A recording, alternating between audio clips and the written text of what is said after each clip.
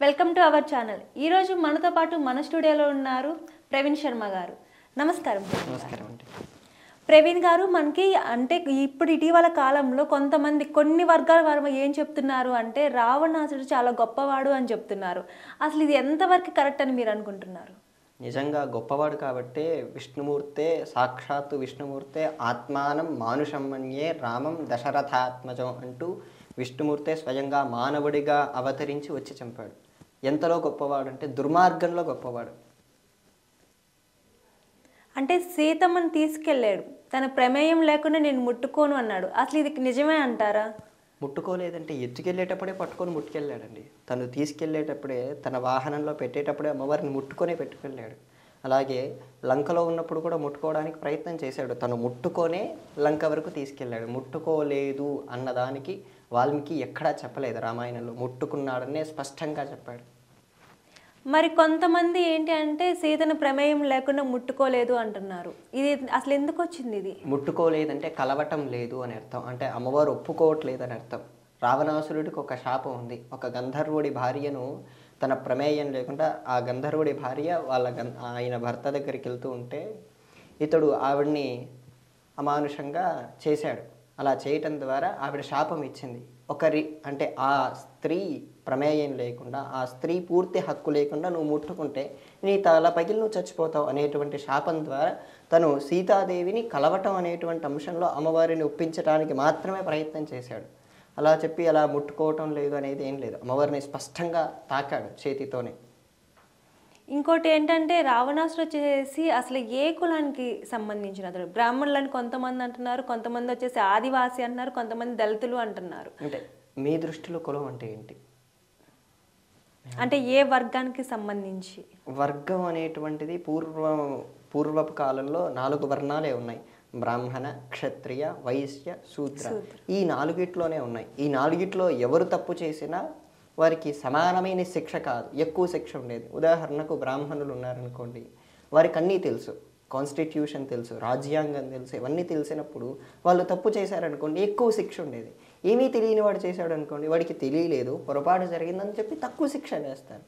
తెలిసిన వాడు తప్పు చేశాడు కాబట్టి వాడి తలలు పగిలిపోయాయి. మీకు అర్థమై ఉంటుంది వాడు ఏ వర్ణం వాడు. మరి రావణాసుడు అంటే అంటారు కొంతమంది 10 తలలంత తెలివి ఉంది అని చెప్పేసి అంటారు. అంత తెలివి నిజంగానే ఉంది అంటారు? 10 తలలు ఉన్నాయి కాబట్టి అంత గొప్పగా ఆలోచించాడు. నన్ను ఎవరూ చంపకూడదు, మనుషుల్ని తక్కువ చేశాడు.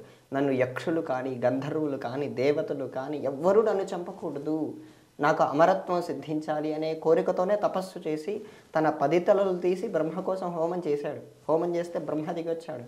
నీకు అమరత్వం తప్ప లోకంలో ప్రతీదీ ప్రసాదిస్తాను అనే విధంగా వరం ఇచ్చాడు. కానీ ఆయన్ని గెలిచినటువంటి రాజులు కూడా ఉన్నారు. రావణాసురుడు ఎంత దుర్మార్గుడైనా ఆయన దాదాపు భూమండలంలో చాలామంది రాజుల్ని వశం చేసుకున్నాడు. అలా వశం చేసుకున్న కొంతమంది రాజులు ఉన్నాడు. ఉదాహరణకు వాలి ఉన్నాడు అనుకోండి. వాలి అంటే సుగ్రీవుడు అన్నగారు. వాలి తన చంకలో పెట్టుకొని 4 సముద్రాల్లో స్నానం చేసి వచ్చాడు రావణుని. అంటే వాలి బలం ముందు రావణాసురుడి బలం కొద్ది కూడా సరిపోదు, అంత గొప్పవాడు. అలాగే కార్తవీర్యార్జునుడు అనేటువంటి ఒక రాజు ఉండేవాడు. అతడు ఇప్పుడు మనం మాహిష్మతి అనే పేరు వింటాం కదండి. ఆ మాహిష్మతి అనే పేరుకు ఇతడే రాజు, కార్తవీర్యార్జునుడు. ఇతడి చేతుల ముందు అతడికి 1000 చేతులు ఉన్నాయి. సహస్రబాహవే నమః అంటారు ఆయన్ని, కార్తవీర్యార్జునుడు. అతడు స్నానం చేస్తుంటే జలకాలు నీళ్ళు వచ్చి ఈయన పూజ చేసుకుంటుంటే ఆ నీళ్లు ఈయనని కొట్టేస్తే వాళ్ళ మనుషులందరూ వెళ్ళి ఆ కార్తవీర్యార్జునుడి మీద పడ్డారు. ఆయన ఒక్క చేతికి వాళ్ళందరూ సరిపోలేదు. ఆయన 2-3 చేతులతో ఈ రావణాసురుని కొట్టి పడేశారు. మరి రావణాసురుని గొప్పవాడు అనుకుంటే వాలిని గెలవచ్చు కదా, అలాగే మన కార్తవీర్యార్జునుని గెలవచ్చు కదా. వీళ్ళిద్దరిని ఎందుకు గెలవలేకపోయాడు? దాదాపు చాలా రాజ్యాల్లో ఉండేటువంటి అంశాలన్నిటినీ గెలిచేశాడు. అయినప్పటికీ వీళ్ళిద్దరిని గెలవలేకపోయాడు. సో ఇతని కంటే బలవంతులు అప్పటికే 2 ఉన్నారు అనేది స్పష్టం. ప్రవీణ్ గారు, ఇంకోటి ఏంటి అంటే చాలా మంది అంటారు సీతమ్మ యొక్క శాపం తగలటం వల్లే రావణుడు చనిపోయారు అని చెప్పేసి చాలా మంది అంటూ ఉంటారు. ఇది ఎంతవరకు కరెక్ట్ అంటారు? అంటే ఒక ఆడమామ ఉసురు నిజంగా తగులుతుంది అంటారా? తను బాధపడింది కదా. ఉసరంటే ప్రత్యేకించి కమండలంలో నీళ్లు చల్లి నన్ను ముట్టుకున్నావు కాబట్టి నువ్వు చచ్చిపోవాల్సిన నేను చెప్పనక్కర్లేదు. ఈ రావణాసురుడి ద్వారా అమ్మవారు బాధపడింది. ఆ బాధే పెద్ద శాపం అనుకోవాలి. ఉదాహరణకు ఇప్పుడు మీ దగ్గర పనిచేసే వాళ్ళు ఉంటారు. వారికి జీతం 10,000 అని మాట్లాడారు. మీరు 5,000 ఇచ్చి పంపిస్తే వారు మీకేం శాపం ఇవ్వరు. వారు బాధపడతారు, తిట్టుకుంటారు. ఆ తిట్లే శాపాలు, ఆ బాధే శాపం, ఆ బాధే మిమ్మల్ని పీడిస్తుంది. అలా అమ్మవారు అతన్ని అలా బాధించటం ద్వారా, ఈ రావణాసురుడు అమ్మవారిని బాధించటం ద్వారా అమ్మవారు బాధపడింది. ఆ బాధే అతనికి శాపం. అతన్ని అలా అగ్ని పీల్చేసింది. ప్రవీణ్ గారు, ఇంకోటి ఏంటి అంటే మనకి రావణాసుడికి సంబంధించి కొన్ని దేవాలయాలు ఉన్నాయి, మనకి శ్రీలంకలో చూడొచ్చు. మీరు చూసారా? చూడలేదు, విన్నాను. అంటే మనకి శ్రీలంకలోనే కనిపిస్తున్నాయి, మిగతా ప్లేసెస్లో తక్కువగా కనిపిస్తున్నాయి అంటారు. ఎందువల్ల అంటారు ఆ విధంగా? ప్రత్యేకించి నేను శ్రీలంక చూశానండి. శ్రీలంక చూసిన వాడిలో భాగంగా రావణాసురుడి ఆలయాలు ఎక్కువగా ఎక్కడా శ్రీలంకలో లేవు. ఇది స్పష్టం. నేను చూసినటువంటి రావణాసురుడి విగ్రహం మాత్రం నేను ఒక్క చోటు చూశాను. మీరు అష్టాదశ శక్తిపీఠ స్తోత్రం చదువుతుంటే అందులో లంకాజాం శాంకరీదేవి అని వస్తుంది. లంకాజాం శాంకరీదేవి అంటే మొట్టమొదటి శక్తిపీఠం శ్రీలంకలో ఉంది. ఆ శ్రీలంకలో ఉన్న శక్తిపీఠం దగ్గర ఒక చిన్న విగ్రహమే ఉంది తప్ప ప్రత్యేకించి రావణాసురుడికి సంబంధించిన ఆలయాలు ఎక్కువగా లేవు. ఉండొచ్చు 1-2 మించి, అంతకు మించి ఎక్కువగా ఉండవు. అసలు రావణాసుని పూజ చేసే వాళ్ళు ఉన్నారంటారా? పూజ చేస్తే ఏమొస్తుంది? ఆయన ఏం చేశాడు అంటే దుర్మార్గాన్ని నేర్చుకోవటం కోసం ఆయన్ని పూజ చేయాలా? అంతే కదా. దుర్మార్గాన్ని నేర్చుకోవటం కోసం, వాడి నుంచి దుర్మార్గపు బుద్ధులు మనకు కావాలనుకోవడం కోసం రావణాసురుని పూజ చేస్తే దుర్మార్గపు బుద్ధులు వస్తాయి. అలాగే శివతాండవ స్తోత్రం అని మీరు వినే ఉంటారు. యూట్యూబ్లో మోస్ట్ మిలియన్ వ్యూస్ అనేటువంటిది అదే ఉంటుంది. కానీ ఆ శివతాండవ స్తోత్రానికి రావణాసురుడికి సంబంధం లేదు. అది ఆయన రాయలేదు. ప్రవీణ్ గారు, ఇంకోటి ఏంటి అంటే మనకి హిందూ ధర్మం ప్రకారం పెళ్ళిళ్ళు చేయాలి అంటే అబ్బాయి వయసు అమ్మాయి కంటే ఎక్కువ ఉండాలి అని అంటారు. ఒకవేళ అమ్మాయి వయసు అబ్బాయి కంటే ఎక్కువ ఉండటం వల్ల ఏమైనా దోషాలు వస్తాయా? అసలు ఎందుకు ఈ సిస్టమ్ అనేది మనకు రావటం జరిగింది? మనమే లౌకికంగా చూద్దామండి. లోక జ్ఞానం ప్రకారంగా అబ్బాయి ఉన్నాడు అనుకోండి, బయట తిరిగి సమాజం గురించి మొత్తం తెలుసుకుంటారు. కానీ అమ్మాయి ఇంట్లోనే ఉండి తల్లి దగ్గర వంట నేర్చుకొని, తల్లి దగ్గర విద్యాబుద్ధులు నేర్చుకొని, సంస్కారం నేర్చుకొని, స్కూల్కి వెళ్ళి, కాలేజీకి వెళ్ళి ఇలా ఉంటుంది. ఇలా ఉంటున్నప్పుడు అబ్బాయికి లోక వ్యవహారం, లోక జ్ఞానం పైన ఖచ్చితమైన అవగాహనలు ఎక్కువగానే ఉంటాయి. మరి అటువంటిప్పుడు అబ్బాయినే పెద్దగా చూడాలంటారు కదా. కానీ ప్రస్తుత సమాజంగా చూస్తే సరి అయిన వయస్సులైనా సరే సరిపోతుంది. కానీ శాస్త్ర ప్రకారంగా అయితే ఇద్దరు సమాన వయస్కులు కాకుండా, ఒక స్త్రీ ఎక్కువగా కాకుండా, భర్త తక్కువగా కాకుండా, భర్త వయస్సు ఎక్కువగా ఉండి స్త్రీ వయస్సు తక్కువగా ఉంటే ఆలోచన వ్యవహారాల్లో కానీ, వాళ్ళ మెచ్యూరిటీ లెవెల్స్లో కానీ ఇవన్నీ ఎక్కువ శాతంలో పనిచేస్తాయి. కొంతమంది ఏమంటారంటే అబ్బాయి కంటే అమ్మాయి తెలివితేటలు ఎక్కువ ఉంటాయి కాబట్టి ఈ సిస్టమ్ అనేది పెట్టారు అంటారు. దీనికి మీరేమంటారు? ఎందులో తెలివితేటలు అంటారు? ఏదైనా ఆలోచించే విధానం కానీ, కుటుంబాన్ని కట్టే విధానంలో కానీ అమ్మాయి అబ్బాయి కంటే కొంచెం ఎక్కువగా ఆలోచిస్తుంది కాబట్టి ఇట్లా అమ్మాయి వయసు పెద్దగా ఉంటే అబ్బాయి మాట వినదు అనే పక్షంలో ఇలాంటివి వచ్చినాయి అని చెప్పేసి చాలా మంది అంటారు. దానికి వయస్సుకి సంబంధం లేదండి. ఎందుకంటే ఉదాహరణకు మీకు చిన్నగా ఉన్న స్త్రీలు, భర్త పెద్దగా ఉన్న స్త్రీలు, పెద్దగా ఉన్న వాళ్ళు కూడా లోక జ్ఞానంలో అవగాహన ఉన్న వాళ్ళు కూడా మోసపోయారు ఎంతోమంది కదా. అలాగే స్త్రీ కొంతమందిని నడిపిస్తుంది. దానికి వయస్సుతో సంబంధం లేదు. కేవలం ఆలోచన, అవగాహన, అనుభవం, ఈ మూడే అవసరం. వయస్సుతో సంబంధం లేదు. అవునా కాదా? మరి ఇట్లాంటి మనం వయస్సు తక్కువగా ఉన్న అబ్బాయిని చేసుకోవటం వల్ల ఏమైనా లోపాలు వచ్చే అవకాశం ఏదన్నా ఉంది అంటారా? ప్రధానంగా వచ్చేటువంటిది మెచ్యూరిటీ లెవెల్స్. ఉదాహరణకు ప్రియాంక చోప్రా ఉంది, ఆయన భర్త నిక్ జోనస్. వాళ్ళిద్దరికీ 11 ఏళ్ళతో తేడా ఉంది వయస్సులో. ఏమన్నా వచ్చిందంటారా?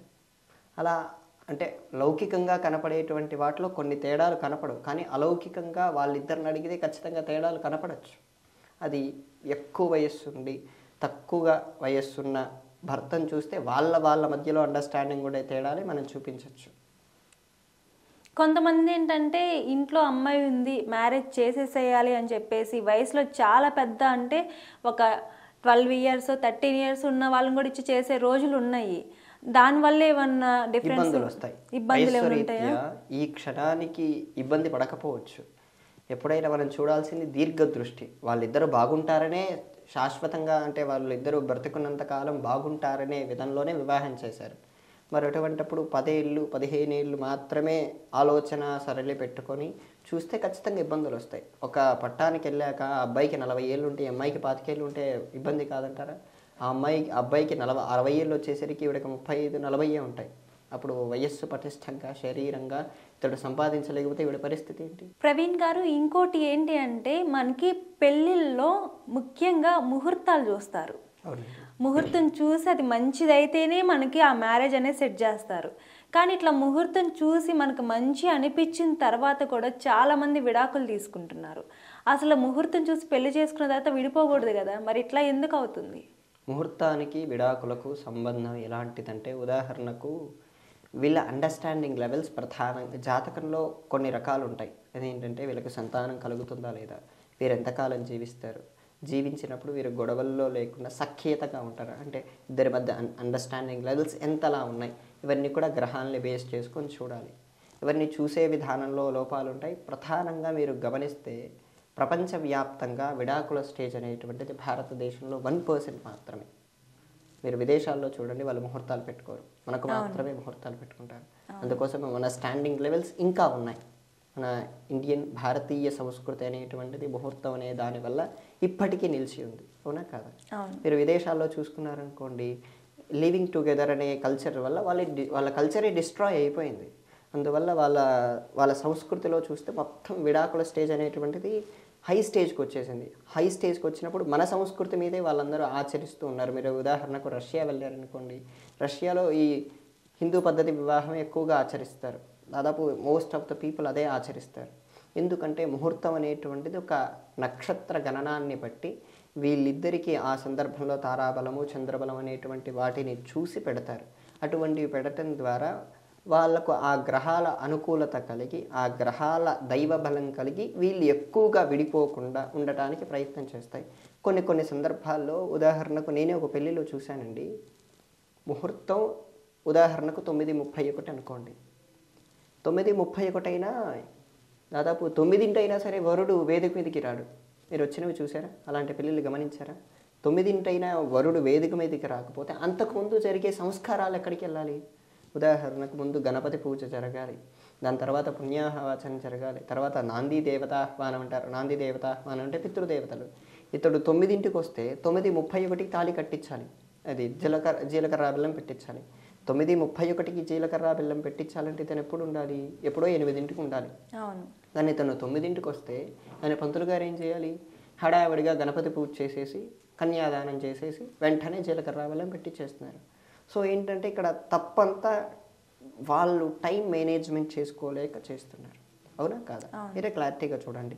జరగాల్సిన సంస్కారాల పద్ధతి మొత్తం ఖచ్చితంగా చూడండి.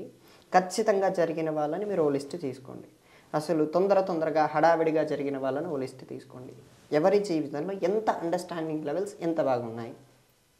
ఇంకొక విధానం కూడా పూర్వపు రోజుల్లో ఉండేది, అది ప్రస్తుతం పోయింది. అది ఎలాగంటే ఉదాహరణకు పెళ్లి చూపుల్లో అబ్బాయి వచ్చి అమ్మాయిని చూసేవారు, ఒక 5 నిమిషాలు మాట్లాడేవారు, అయిపోయేది. నెక్స్ట్ అంటే అప్పుడు పెళ్లి చూపులు అయిపోయిన తర్వాత వారం 10 రోజులు లేదా నెలలోపే వివాహం అయిపోయేది. అలా అయిపోయిన సందర్భంలో మధ్యలో తెరసల్లా పెడతారు, మీరు గమనించారా? వధూవరువులకి ఆ తెరసల్లా పెట్టినప్పుడు జీలకర్ర బెల్లం పెట్టేయగానే వెంటనే తెరసల్లా తీసేయగానే ఇద్దరి ఐ కాంటాక్ట్ అవ్వాలి. ఎప్పుడు అవుతున్నాయా? ముందే వాట్సాప్లో చాటింగ్స్ అన్నీ ముందే అయిపోతున్నాయి. అటువంటివన్నీ ముందే అవుతున్నప్పుడు ఇప్పుడు ముహూర్తాల మీద పడితే ఎలా ఉంటుందండి? మీ దగ్గరే 90% దోషాలు ఉన్నాయి. సరిగ్గా 9:31 కంటే 9కే రాని వాళ్ళం మీరు. మరి ఇటు ముహూర్తం మీద పెడితే ముహూర్తం ఏం చేస్తుంది? ముహూర్తం దాని క్షణానికి అది క్షణం తప్పకుండా అది ప్రవేశిస్తుంది. ఉదాహరణకు మనం ఫ్లైట్ ఎక్కాలండి. మనం ఎప్పుడో ఇంటి దగ్గర ఎప్పుడో లేటుగా లేచి లేటుగా స్నానం చేసి ఎయిర్పోర్ట్కి వెళ్తే ఫ్లైట్ ఉంటుందా? సమయానికి వెళ్తే ఉంటుంది. సరి అయిన సమయానికి మనం ఖచ్చితంగా పెడితే సరి అయిన గ్రహాలు ఖచ్చితంగా అనుకూలిస్తాయి. అది జ్యోతిర్విజ్ఞానం అనేటువంటి అంశంలో చాలా సుదీర్ఘమైన పాత్ర వహిస్తుంది.